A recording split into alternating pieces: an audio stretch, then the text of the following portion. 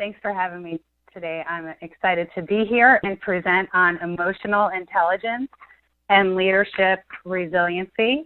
In my opinion, this is a foundational topic for great leadership, so I'm really excited to be here. Today, what we're going to cover is we're going to cover what resiliency is. We're going to look at how leadership impacts the organization and how emotional intelligence impacts leadership resiliency. We're also going to look at some proactive tools to help increase emotional intelligence and to develop leadership resiliency. So this webinar is designed for leaders. These principles can be used to develop resiliency for anybody. So that's exciting to know. And the process is pretty simple, but you're going to find that it's really putting in a strategy for the practice, but it can be done.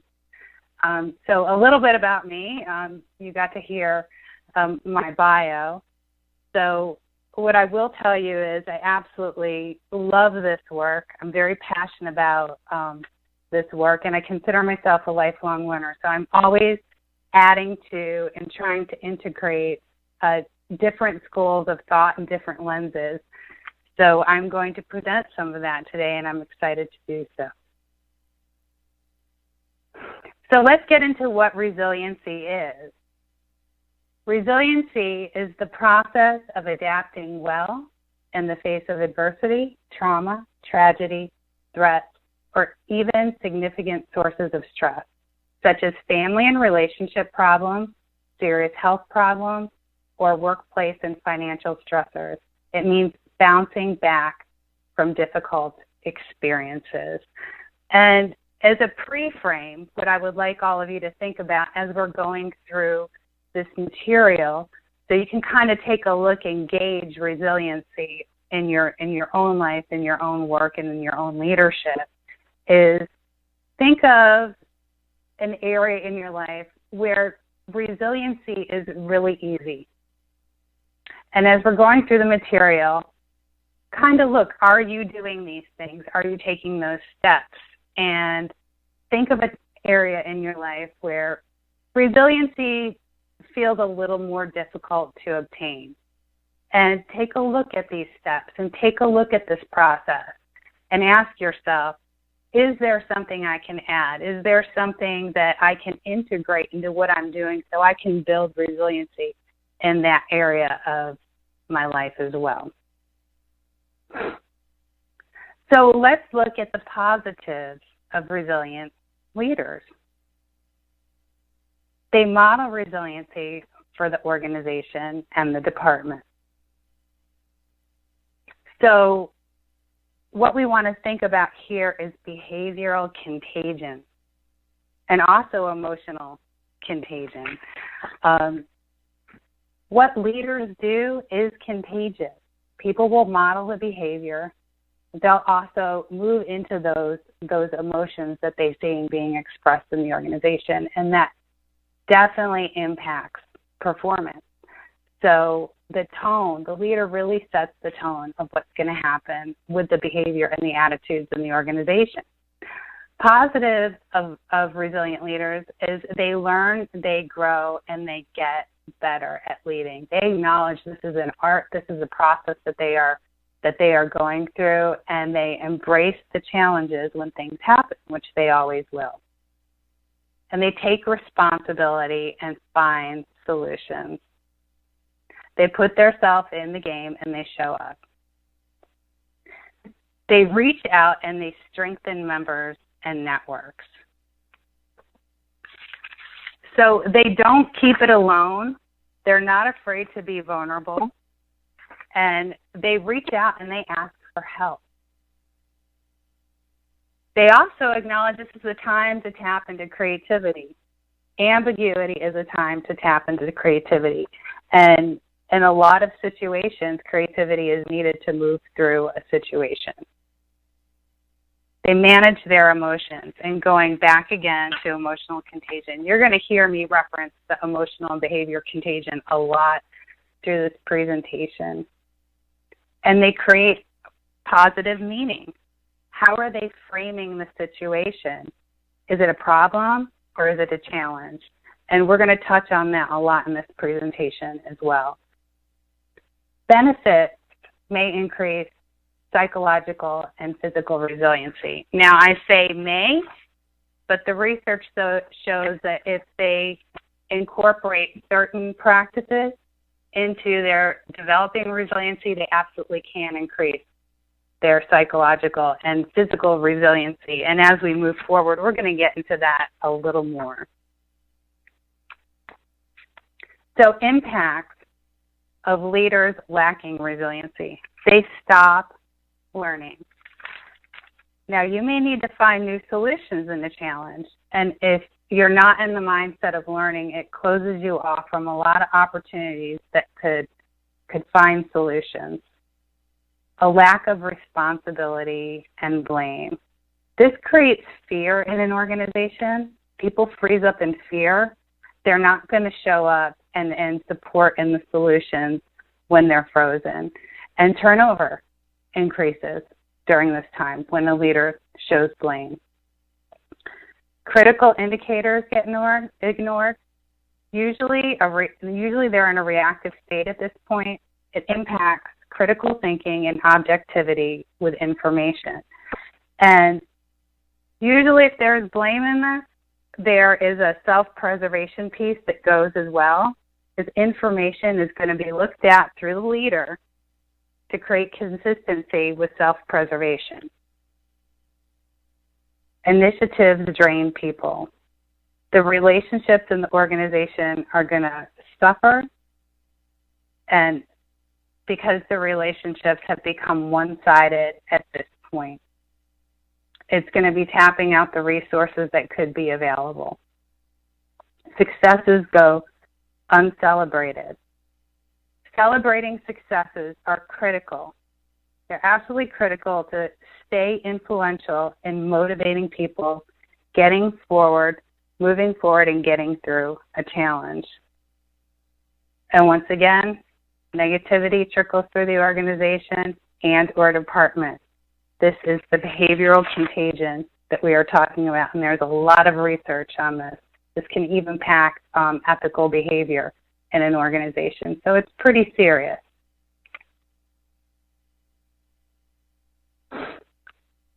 So here is a model of what we covered, but going into a little more. The leader, positively or negatively, will always impact these areas when a situation occurs and resiliency needs to be shown. They're going to impact the culture. They're going to impact it through behavior, through attitudes, through work performance. The list can go on and on and on. And I have personally seen in organizations where the culture has been impacted in a way where they're not following the mission of the organization. And I've also seen on the other side where they show up to really support and believe in that mission when there's been a resilient leader. Of the department, the immediate department that the leader is in, and of course, how that department impacts other members of the organization. It just trickles down. Solutions. When a leader shows up and is resilient, it encourages members to find solutions. It encourages them to perform and be their best. When they're not showing up, a lot of times critical information is not handed to the leader or to the people that need to make the solutions and the decisions. And of course, brand. Not only is it going to affect the leadership brand, but it's also going to impact the brand of the organization. And that can filter out, and that can do wonderful things for the organization in the marketplace, and it can do really bad things. Networks. How a leader shows up in times of where solutions are needed is going to impact the clients. It's going to impact supply chain. It's going to impact everybody that they need to reach out to for a solution. So building resiliency. So a lot of this work that I actually integrate is from Kelly McConnell, and she did a TED Talk, and I encourage you to look at this TED Talk. It's on how to make stress your friend. She also wrote the book, The Upside of Stress. So she brings in the health psychology with resilience, and it's really powerful information. So the first level that we're going to look at is we're going to look at meaning. So what is the meaning that you give a situation? Is it going back to a problem, or is it a challenge to be solved? So how you frame the situation is going to impact, according to her work and her research, it's going to impact your physical health.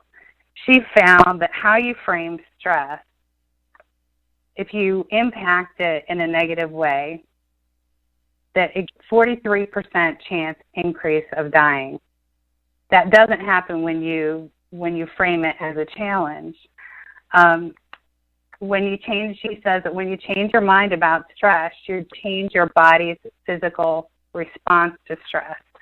So a normal response is your heart rate's going to go up and your blood vessels are going to constrict.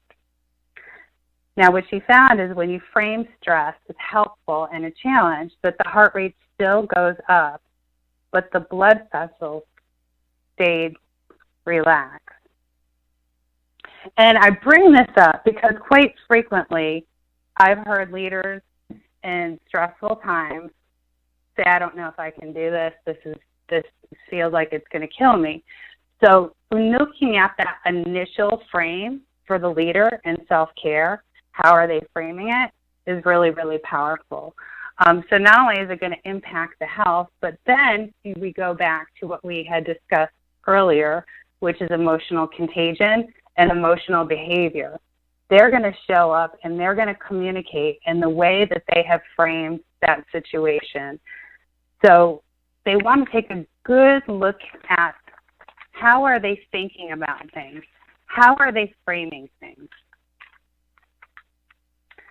So the next step in building resiliency would be to reach out. Who is the support? Who is the support of the leader? What are their networks? Who can they tap into? By doing this, leaders are not only getting better information to find a solution for the situation that they're in and resolve it much quicker, they're also getting trust from organizational members that they're going in and they're tapping into their talent and they're tapping into their resources, which certainly makes this process of building resiliency through whatever situation they're in much easier. So Kelly McGonigal also talks about the stress response. There's something that happens to our physical body when we're in stress. Is our body is pumping out oxytocin, which actually primes you to strengthen your social relationships. So one of the questions that came up for me when I first heard about her work and this reaching out and what was actually happening with the physical body is it got me to start to think about the cultural lens that we live in. And certainly here in the United States where I'm in, the very individualistic society. So the question that came up for me is if our body is physically priming us to reach out and strengthen these social relationships, why is it so difficult sometimes for leaders to do that? And I had to really look at the lens of this particular society and Western thought in general. Is sometimes there's a belief system that goes around reaching out is considered a weakness.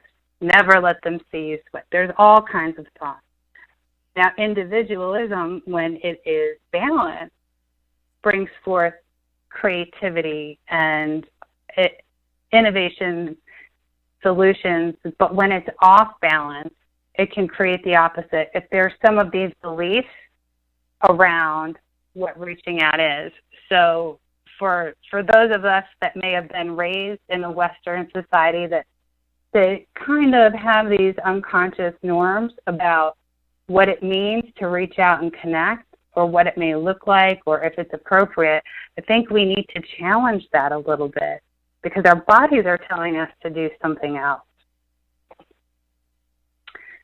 So there's another level to this. Going beyond reaching out is actually looking at giving back. So what happens when we give back? We're in tune with the members' needs of the organization. Once again, they're up for the challenge. It strengthens the organization, and it brings forth the solutions that's needed. Also cutting the learning curve of finding that solution. So an added plus, going back to Kelly's work, is she also mentions that when they did studies that people actually went out and they gave back and they supported their community. In this case, it would be supporting the members in the organization, that there was a 0% chance of any increase of dying. So it's really interesting when you think about how you handle the workplace, leadership in the workplace, and the behavior in the workplace, that it has an impact on your physical body. And what this does is it builds resiliency. It doesn't just build organizational resiliency, it also builds physical and psychological resiliency. So how does this tie into emotional intelligence? This is the emotional intelligence EQI 2.0 model. This is the one that I use in my business. And as you see here, it's a wheel, and it has 5 categories to it. And we're going to look at each one of those categories. Each category has 3 subscales in it. So the first one, stress management, flexibility, stress tolerance, and optimism. So, of course, flexibility is really important. You're going to have to be flexible when you're in a situation. Stress tolerance, how you manage your stress, and optimism, which is going back to the meaning that you give stress. Self-perception, self-regard. You know, how do you regard yourself? Do you accept yourself, the good, bad, and the ugly? This is really important, because when we talk about responsibility, when we talk about blame, we need to look at this piece and see if a leader's really going to show up and own a situation. Do they have that ability to do that? Are they able to acknowledge they're human? Sometimes that's really difficult for some of us. Self-actualization. Yeah. How is the person feeling in the situation? Are they aware of how they're acting? Are they tapping into this in a time where resiliency is needed? And emotional self-awareness. How are they feeling? Self-expression, emotional expression. Are you the person that says, I'm never going to let them see me sweat? Or are you the person where every single emotion is hanging on your sleeve? Assertiveness. Are you a direct communicator or an aggressive communicator? Or is it difficult to communicate? Independence. Are you so independent that you don't reach out to members and get feedback? You just make decisions. This can impact critical information. Or are you lower in this area where you're dependent on everybody's information? So when we're talking about emotional intelligence, a lot of times when we give the feedback, we say, don't necessarily get stuck on the overall number. What we really want to strive for here is balance, because this all works as a system. Interpersonal relationships. Interpersonal relationships are obviously critical for strong teams, and for strong organizations. Empathy. Are you aware of what your members are going through? Are you able to tap into that, communicate it? And social responsibility. How are you helping out? So problem solving. How do you solve problems in those kind of situations? And once again, this ties into other areas of emotional intelligence. Independence is a big one. Are you too independent? Reality testing. Are you looking at the information? Are you thinking about it critically? Are you being open to things that maybe you wouldn't necessarily be open to just to find the information and see if it's important? Impulse control. Are you waiting too long to make a decision, or are you reacting too quickly? So looking at this model and thinking about building resiliency, here's a couple areas of emotional intelligence that we really want to take a look at. Of course, we want to have balance, but these particular areas we need to look at when we look at the process of how we build resiliency. Self-regard.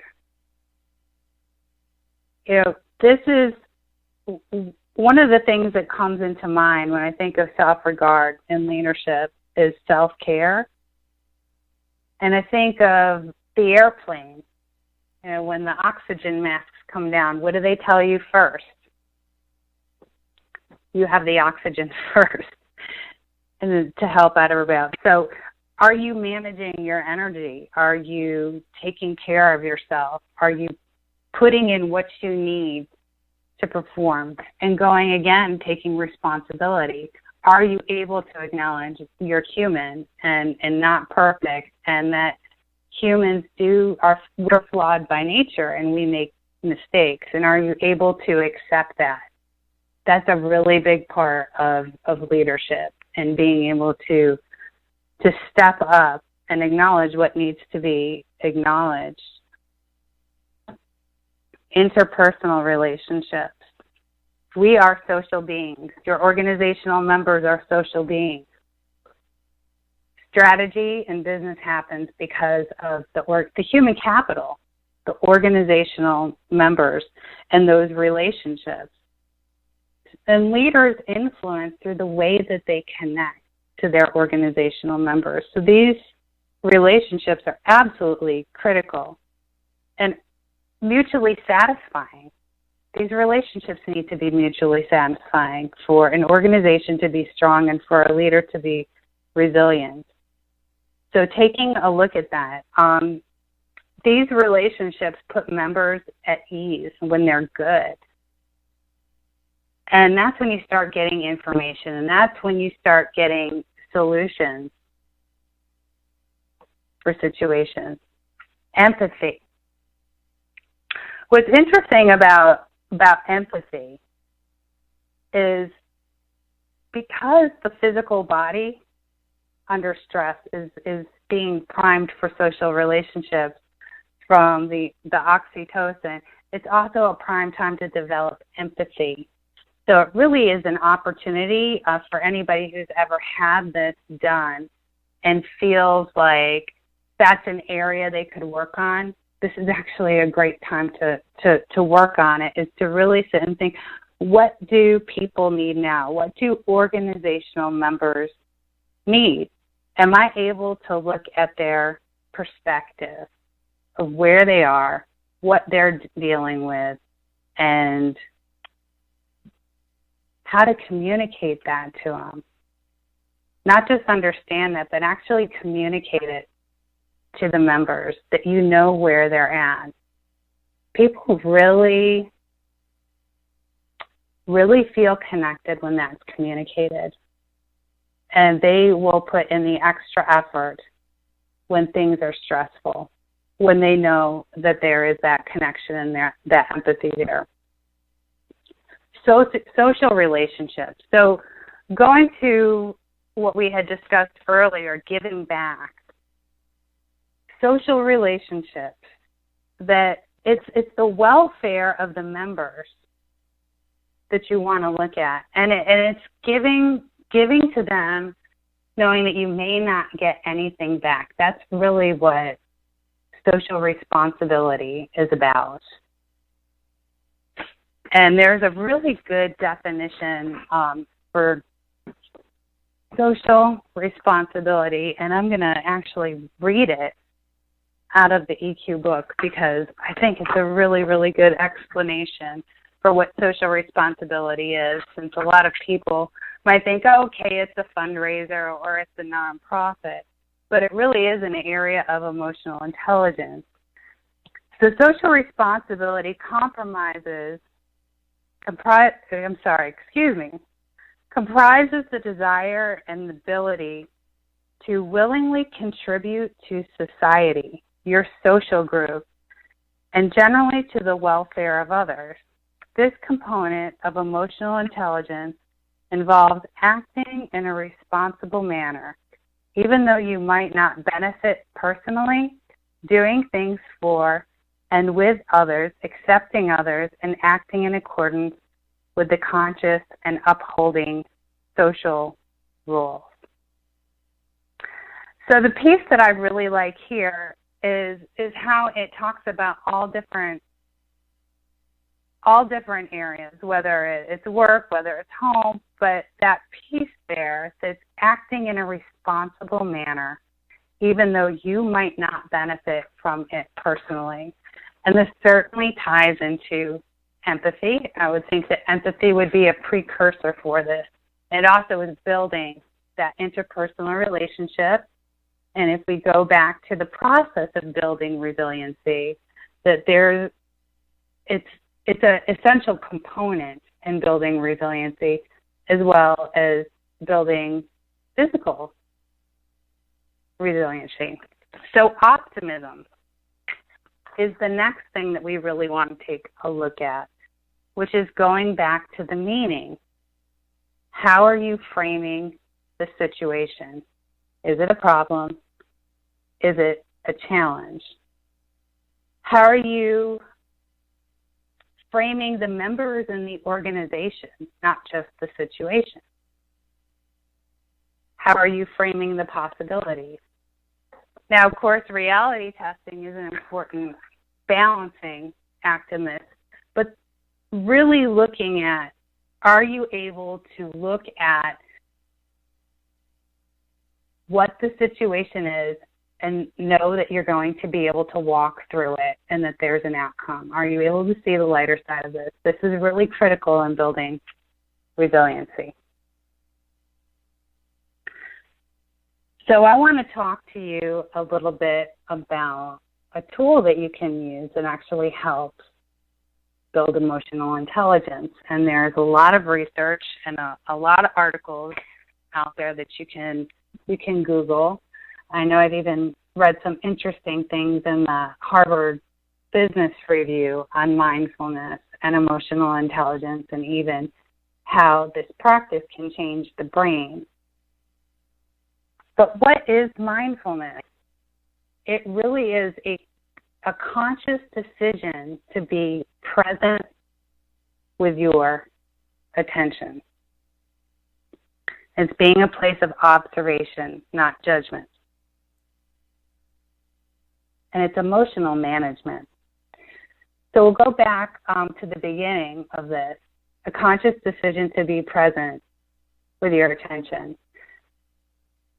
This is absolutely critical when you're trying to find solutions, because you're able to really listen and take in information people are presenting to you.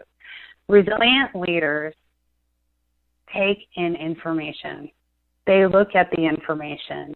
And when they're in a place of being present and not being reactive, they're able to take in that information. Being in a place of observation and judgment.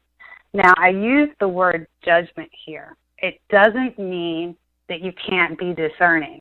They're two very different things. But observation, to take in that information, to step back, to not be in a place of reactivity in the organization or in the situation. And emotional management.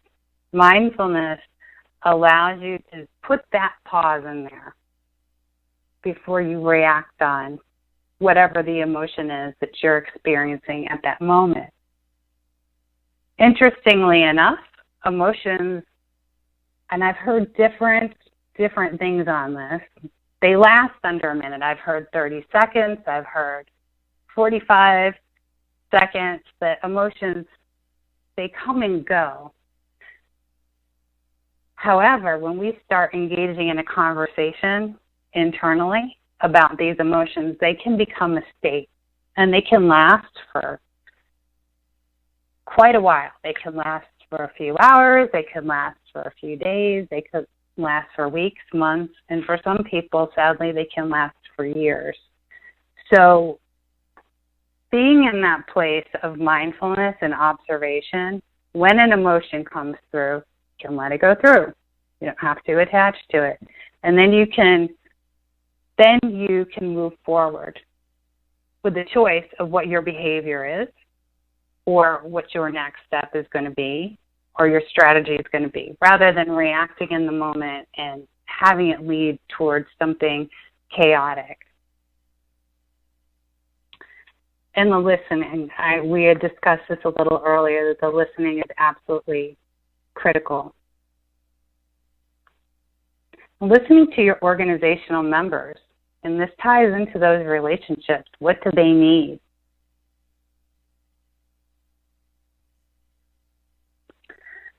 So we're going to look here at building EQ and resiliency with mindfulness.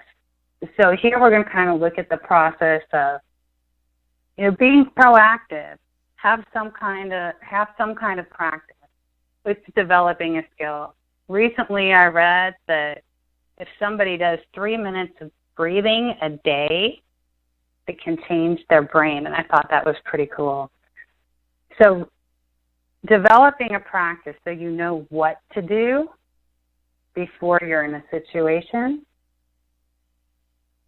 This is going to help increase the emotional intelligence. As we discussed before, it creates that nice pause time for you to sit, back up, take a different look, and then make a decision on what the next step is. When you increase your emotional intelligence, you increase your relationships around you because you have stronger connections. Because if you're incorporating empathy, if you're incorporating social responsibility, investing in those relationships so they're not one-sided, that they have a nice flow to them, those connections are going to be stronger. And in an organization, to have that kind of culture is really powerful. Not just for the members itself, but it's good for the organization. People perform better. They have a tendency to stay. I've heard people say that they have stayed at organizations because of how the culture was, that it wasn't about the money for them. It was about the mission. It was about the people. It was about the relationships. It's about the leadership that set the tone for that. And this leads to resiliency. So it's creating a strong system by considering putting these things into practice and developing those skills and those relationships.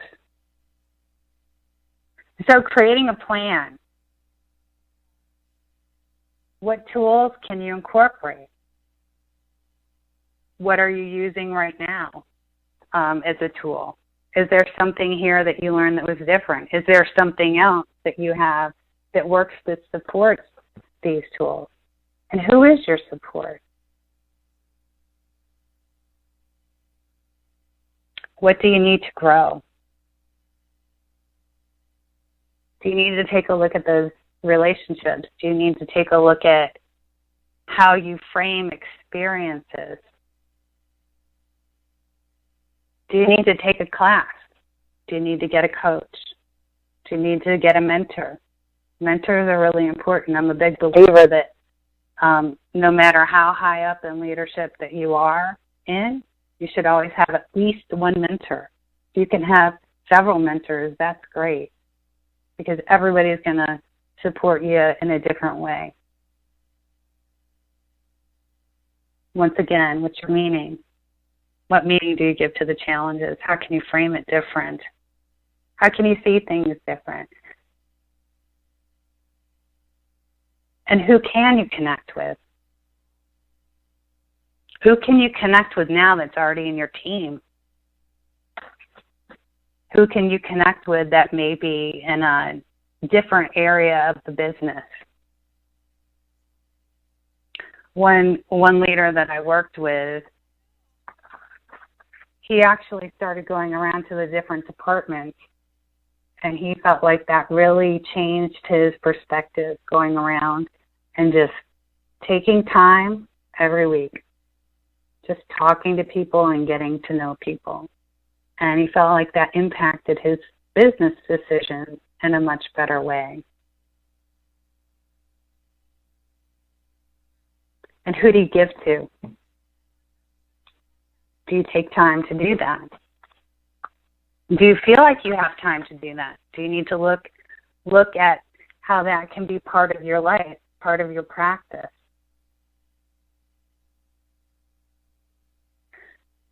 So let's look again at best practices for resilient leaders. They engage in personal renewal. They watch what they say. Again, this is a piece of mindfulness and emotional intelligence. They really think about what they're going to do and what they're going to say before they do it. And they keep an optimistic mindset. They're always going back to that frame, looking at that frame, that internal dialogue. What meaning am I giving to this situation? And they take responsibility and they address setbacks quickly. And they proactively cultivate those networks before the challenges even manifest. So they're forward thinkers. So I'm going to leave here a quote, Viktor Frankl, who wrote the book In the Search for Meaning. And if you haven't read it, I highly recommend that you read it. And I've made the quote a little more gender friendly. So I put man, woman in there. So it's almost exactly like he did it, but a little more updated. And it says, a man, woman who becomes conscious of the responsibility he bears towards a human being who affectionately waits for him or her or to an unfinished work will never be able to throw his or her life. He, she knows why for his or her existence and will be able to bear anyhow. And his work argued that his survival and his resiliency through going through Asha, which was a direct result of the meaning that he created around it. So very powerful work that he's done in his lifetime. And I have a couple of references here at the end of the slide that you can go ahead and write down. But I would also like to add, and I just started reading over the weekend, a book on altruism. And I wanted, now that I know I have a little time, I wanted to maybe tie in a couple pieces with that.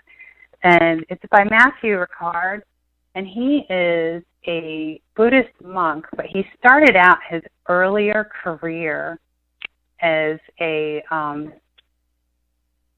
cellular geneticist.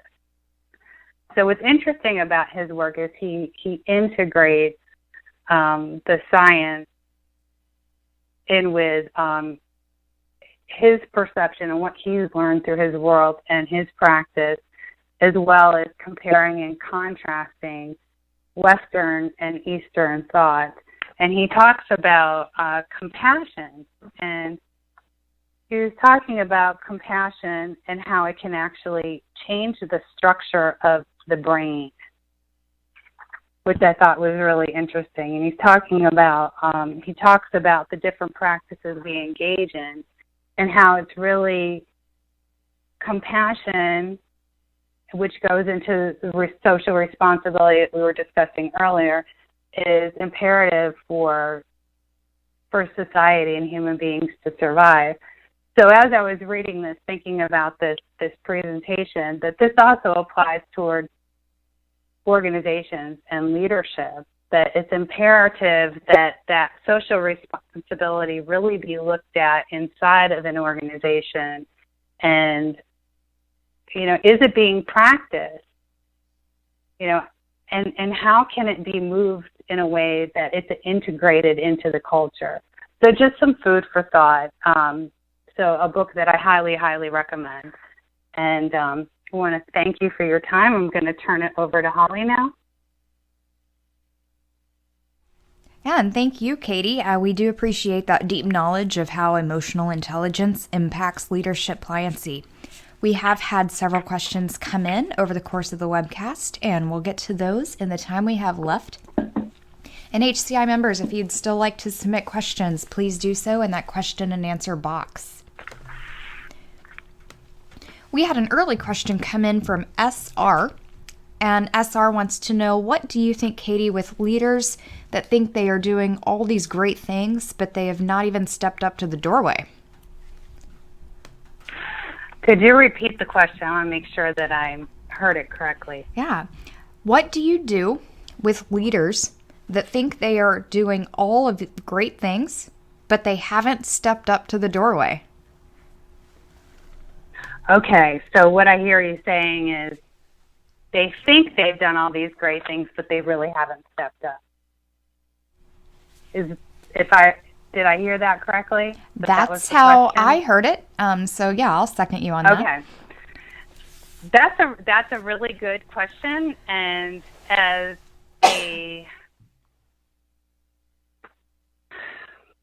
give you a coaching perspective on it, because that's probably the easiest way to address it.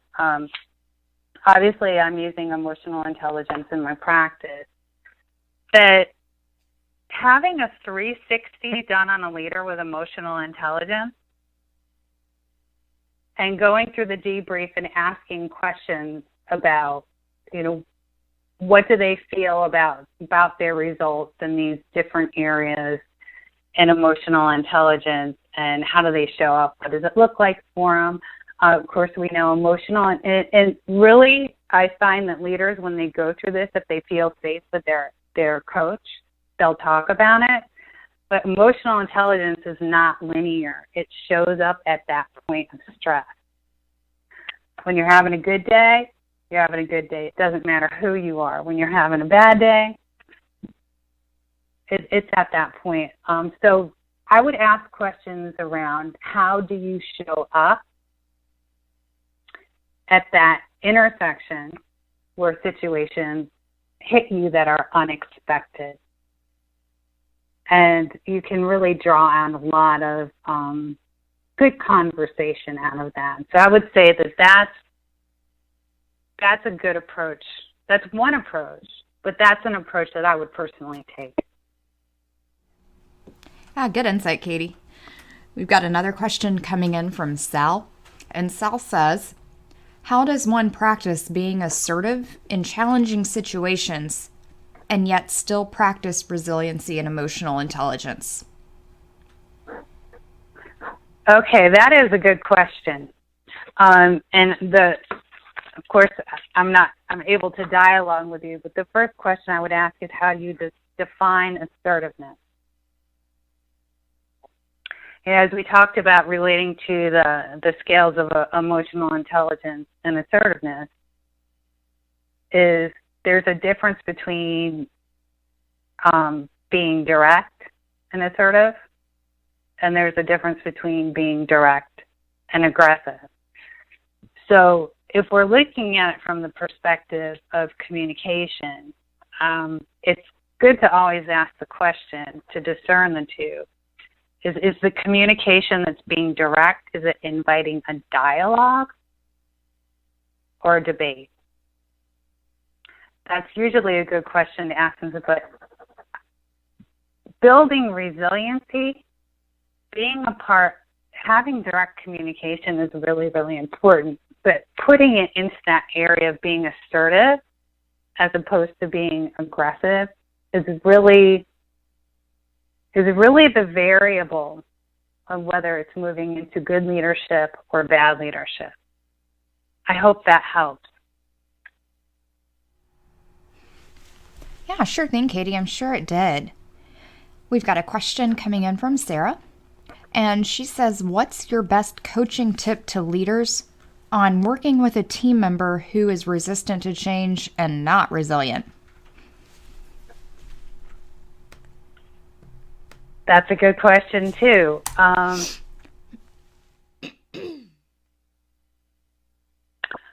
Well, the first thing is the whole team could go and get assessed and see how they look as a team. And if somebody is resistant to change and they're not able to kind of look and see how they play, then the team should look at, are they inviting this person into a dialogue? I mean, it's a relationship. So you're talking not one way. And meaning, I would go back to meaning. I mean, I'm giving a very broad, general kind of answer. But I would really look at all the dynamics of the team itself and the meaning that they're giving this particular member who is resistant to change. So the first question I would want to ask is the team inviting this person, or are they showing up like, oh, there's the resistant member? And if that's not the case, then you start to kind of tease out, is this person not wanting to change, not willing to change, not really capable of changing? Are there other things going on? And really kind of get into the model of the world of this person. I think most people are capable of change. When they change or when they want to change, that's a question that I don't think any of us can answer. But on a practical level, I think kind of going back and looking at the team as a whole, seeing how do they interact, how do they communicate with each other, and how are they framing each member on the team? Is that impacting this person's resistance? I think that's the first place to start. Great answer, Katie. And I think probably the most valuable thing is that you could say, this is where we start. I think that's, something that can hold people up from getting on it a lot of times. And I have another question from Michelle. And thanks everyone for listening. We have so many questions coming in. This is awesome. Michelle says some work environments shun the soft stuff, like Wall Street and highly driven sales teams. And so where does emotional intelligence fit in these areas? It actually fits everywhere, because every decision we made is not 100% rational. But that is an excellent question. I think you're bringing up some really important things for those type of cultures to look at. We might think we're making a decision based on a thought, but we have a whole unconscious mind that is emotional, and it's not linear, and it's not necessarily rational in how it operates.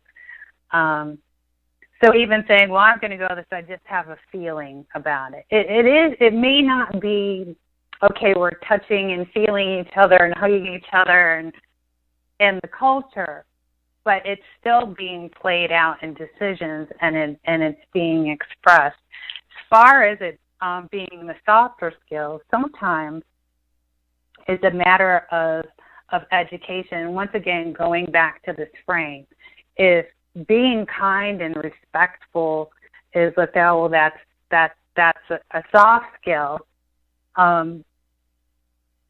If somebody in the organization is in a position to influence that these are actually variables that should be incorporated into any kind of strategic plan, because it's your human capital that you depend on for this plan to manifest.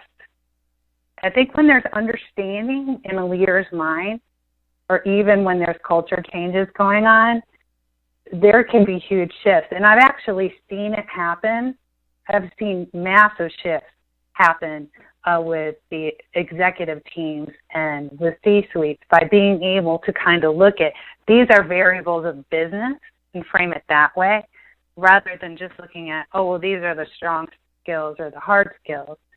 A lot of times leaders will start to embrace what is known as softer skills when they get feedback on a 360 that has comments from their peers, or it's starting to impact their results in the organization. But that is an excellent question. It is a big question. But if it's relating to an area that you're working on, I mean, I know you use the example Wall Street, but I would kind of look at the culture and like what's being framed there, and is there a way to influence, or even thinking marketing, you know, how do you market soft skills that aligns with cultural values and the different departments in an organization? I know it's all over the place with that one, but it is a big question. So it's hard. It's hard to give generalizations because every organization kind of has its own little fingerprint. But going back to the starting to ask questions.